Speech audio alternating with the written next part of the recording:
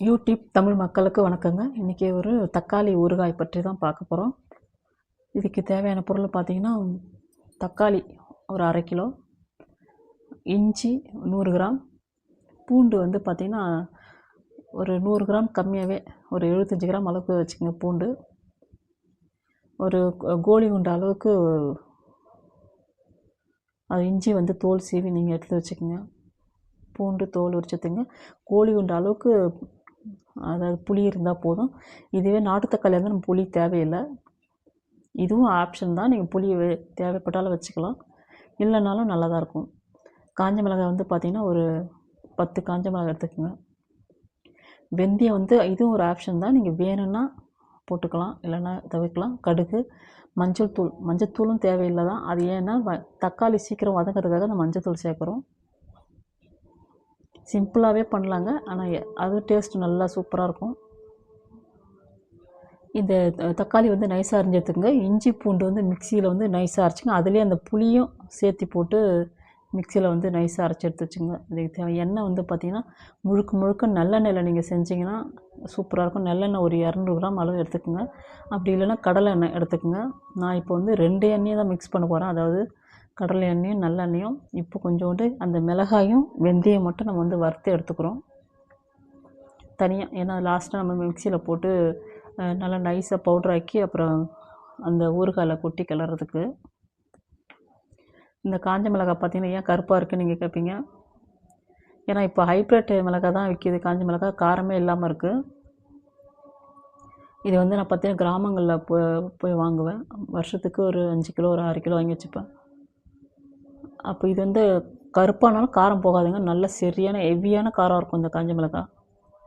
அதை தான் நம்ம வீட்டிலேயே நான் வச்சுருக்கிறதால, கடையில் இந்த கலராக இருந்தால் வாங்க போகிறதில்ல, அது நான் வீட்டிலே இருக்கிறதால இந்த காஞ்ச மிளகாய் போடுறேன். செம காரமாக இருக்குங்க இந்த மிளகாய், டேஸ்ட்டாகவும் இருக்கும் இந்த சூப்பராக இந்த மிளகாய். இவ்வளோதாங்க வறுந்துருச்சு. இதை எடுத்து நீங்கள் ஒரு ஜாரில் போட்டு நைஸாக பவுட்ராக்கி எடுத்து வச்சுக்கோங்க. தக்காளி இந்த மாதிரி நைஸாக அரிஞ்சு எடுத்துக்கோங்க. இது இஞ்சி பூண்டு அரிஞ்சு பார்த்திங்களா, இது வந்து இது மிக்சியில் அந்த புளியோடு சேர்த்து அரைச்சிருங்க. அவ்வளோதாங்க. இந்த மிக்சியில் புளியை போட்டு இஞ்சி பூண்டு பேஸ்ட்டாக கொஞ்சம் அரைச்சி எடுத்து வச்சுக்கோங்க. இது பார்த்திங்கன்னா நல்ல ஒரு நமக்கு டைஜஷன் நல்லாயிருக்கும், பசி நல்லா எடுக்கும். கட்டு சாதம் மாதிரி கூட நம்ம கட்டி எடுத்துகிட்டு போகலாங்க. ஏன்னா இது வந்து சூப்பராக நல்ல ஒரு சுவையாக இருக்கும். நம்ம தோசை, இட்லிக்கு, சாதத்துக்கு எல்லாமே பிசைஞ்சு சாப்பிட்லாம். சூப்பரான ஒரு நல்ல ஒரு டிஷ் தான் இந்த தக்காளி ஊறுகாய். இப்போ வந்து ஸ்டவ்வில் ஆன் பண்ணிட்டீங்களா. இதில் வந்து அதாவது இது 100 கிராம் நல்லெண்ணெய், 100 கிராம் அளவுக்கு நான் எண்ணெயை ஊற்றுறேன். இது நல்லெண்ணெய்.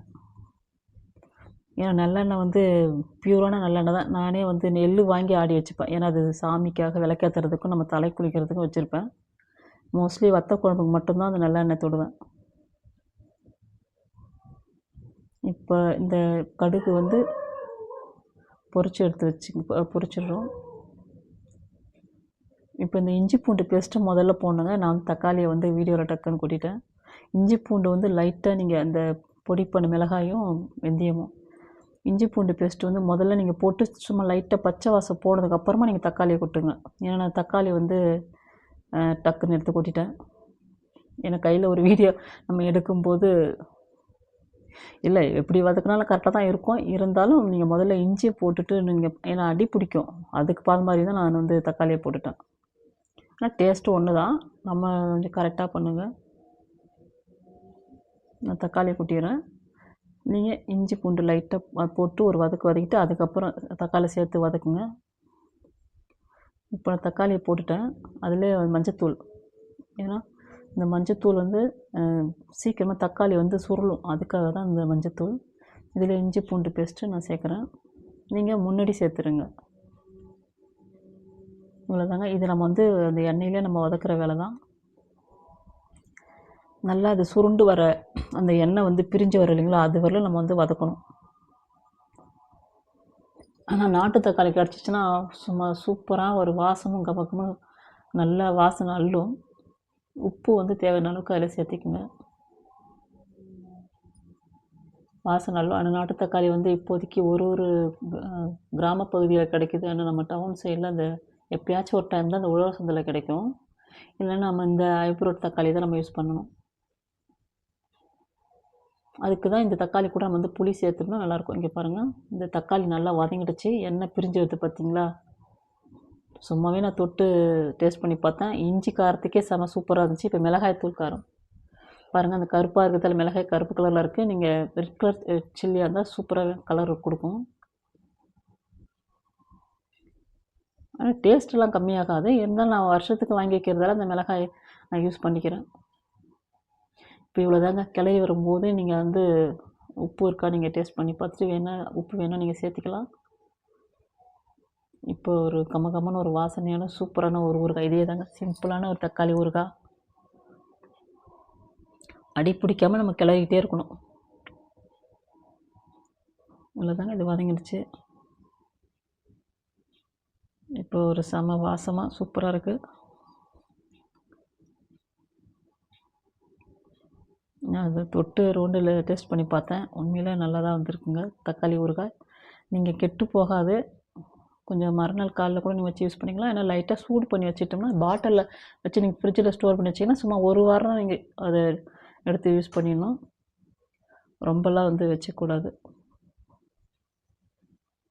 ஏன்னா எதுவுமே ஒரு வாரம் ஒரு 10 டேஸ் அதுக்கு மேலே வந்து நம்ம வச்சுக்கிறது நல்லதில்லை. அப்போ இப்போ தக்காளி சீசனுக்கு அதுவும் நீங்கள் அழகாக செஞ்சு வச்சுக்கலாம். தக்காளி ஊறுகாய் ரெடிங்க.